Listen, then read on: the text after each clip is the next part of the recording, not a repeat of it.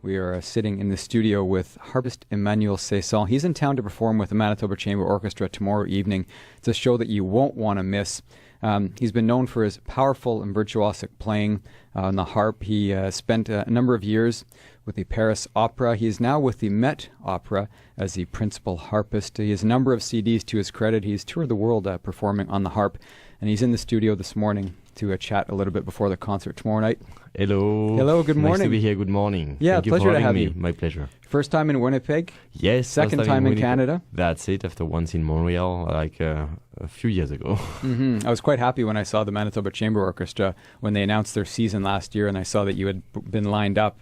I've been following your music for a little while, so it's a pleasure to have you here. Well, thank you. Once again, it's my pleasure to be here in Canada with you and to play with the Manitoba Chamber. I mean, I'm very excited. We are our first rehearsal this morning, so that'll be great. So we get to chat with you before you even rehearse with them. Yes, it's true. So before we talk about the concert, I wanted to ask you a little bit about how you came to play the harp. You've been playing the harp for pretty much since you were young. Was it your first instrument that you started? Yes. Basically, I am from a non-musical family at all. Both of my parents are like professors in high school or universities. And they just have a very high view of culture. And so I was living in Lyon, which is a big cultural town in France. Mm-hmm. And I grew up there. And so I went a lot to the concerts and to opera and to drama shows. And at some point I started to learn, the music. Like I have a music initiation courses, and we listen to a lot of music during those lessons. And I heard the harp for the first time when I was 6. And it was in the Mozart Flute and Harp Concerto. It's the only work he wrote for harp, actually. Mm-hmm. And I instantly fell in love with the second movement. I remember it was really a shock. It came as a shock, and I couldn't stop myself listening to it. I remember it was on the old tapes at the time, and I listened to it so much that it finally the tape broke. Yeah. And so I was asked at 1 year later if I wanted to play an instrument, of course, and I asked to play the harp. And my parents had a bit of resistance first. I mean, it's not an easy instrument to come around. It's expensive to begin with, and then it's also usually attached to girls. I mean, it's mostly played by girls. Mm-hmm. But I guess they figured that they thought I would stop after a few years, but I didn't. Actually, it was really love at first ear, and then when I first started playing it, it was evident for me that I would play the harp in my life. Were there any particular teachers or musicians that inspired you in the beginning when you first started playing? Yeah, I of course. Then when I started to listen to a lot of harp recordings, and I mean, you have to know that the in the world, the French school of harp is the major one. It's like most of the big harpists came from France during the 20th century, and even today, the French school has a big influence in the world school. So I listened a lot to a harpist, a French harpist, a little woman. She died a few years after I was born, so I never get to see her live. But her name was Lily Laskin, and she's truly a unique performer. She had the phrasing and everything. I mean, the musicality was really part of her. Yeah. So I grew up listening to her recordings, and then also I had another French harpist that I loved called Isabelle Moretti, who happened to be professor at the Paris Conservatoire, where I studied from 16 to 20 years old. So, yeah. So what is it about the harp that when you first heard it that caught your ear, as opposed to a guitar or violin? I think I would say totally the nature of the sound. It's really unique, and variety of colors you can produce with it. I don't know if I could put those words when I was 6 years old on what I just told, but it really was to me, this warmth. When you listen to Mozart, the beginning of the second movement, it's an overwhelming sound. It takes the orchestra with it. It takes the flute. It's like the resonance and this warmth really took me.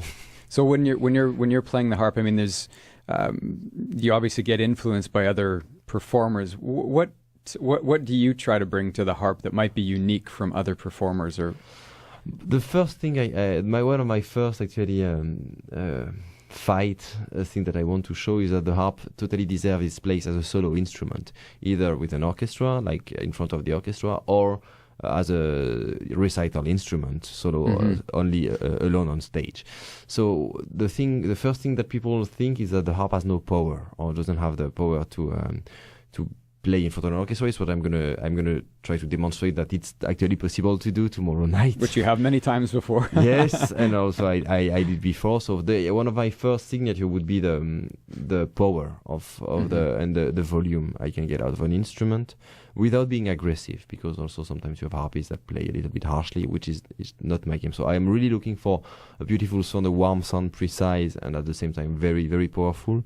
And then yes, well, as I told you, the variety of colors we can produce on a harp is really what I aim to do. So I like the range of dynamics and sounds must be the widest I can do.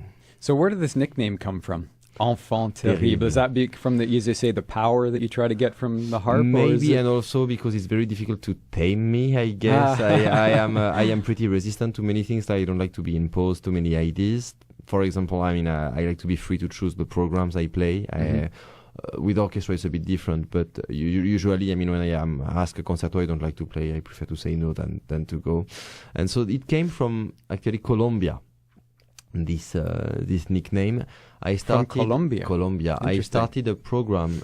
I went to play in Colombia for the first time in 2006 in Cartagena, which is a city on the Caribbean coast, and they had their first classical music festival there. My wife is from Colombia. Oh, okay. There you go. So yeah, and I really loved playing there, and also then I was asked if I would like to teach to the kids in Bogota, which is the capital city, at the university, at the National University, Universidad Nacional, and I just went there, and I felt that those little kids had so much patience, and they had no financial means, and it was very difficult for them, but they still wanted so badly to learn and to get better that it made me think that I really wanted to start something there. So I went to the French ambassador and I asked him, can we start a program? And since then I've been going back twice a year actually to teach for free to those kids. And in 10 years, it's amazing the progresses they have achieved. And so, yeah, this kind of to being so insisting, like it's strong-minded. Yeah, so enfant terrible a little bit, because I still see myself as a kid, of course. I don't want to be a grown-up. Not yet, anyway. Yeah. So let's talk about the performance you've got coming up. I wanted to mention briefly, I'm in the studio with Emmanuel Ceysson. Originally from France, now making his home in New York. He's with the Met principal harpist. He's performing tomorrow night with the Manitoba Chamber Orchestra. And if you want to see a fun, exciting show, go to the mco.ca for tickets and information. So, Emmanuel, talk to us about the program you got for tomorrow night. So it's a harp feast, I would say. It's like many, many different harp concertos and also chamber music works. So we have tomorrow the Handel concertos that most of the people know. It was composed by Handel for an English harpist called Powell, but at the beginning it was an organ concerto. It was not meant for the harp, so he had to modify it a little bit.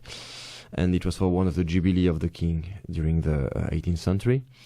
And so everybody knows this piece because it's usually played during weddings or things like this. But this is actually a very beautiful work, and I really love to defend it on the harp. So this is going to be the first of the concertos. And then I have Debussy, the dance, and Ravel, the introduction and Allegro, so like two French works, and they are the two main work we have. We play them also chamber music, like sometimes with string quintet, and for Ravel it's in a septet version, so with flute, clarinet, string trio and harp, string quartet and harp, sorry. But what is interesting to know about those two works is that they are the result of a commercial war between two harp makers that were making harps in France in the early 20th century. One of them was called Erard. Erard was a piano and harp maker, and Sébastien Erard invented the pedal system that we still use on the harp today. Actually, the harp he invented in the early 19th century is the one that is still played today and that remained. And he was fighting against Pleyel. Pleyel is also very well known because he was building pianos too, but he was Pleyel, the maker of what was called the chromatic harp. It was a harp without pedals, but with several rows of strings to be able to. It was really like a piano put up. You would play it like if you would put a piano, upright.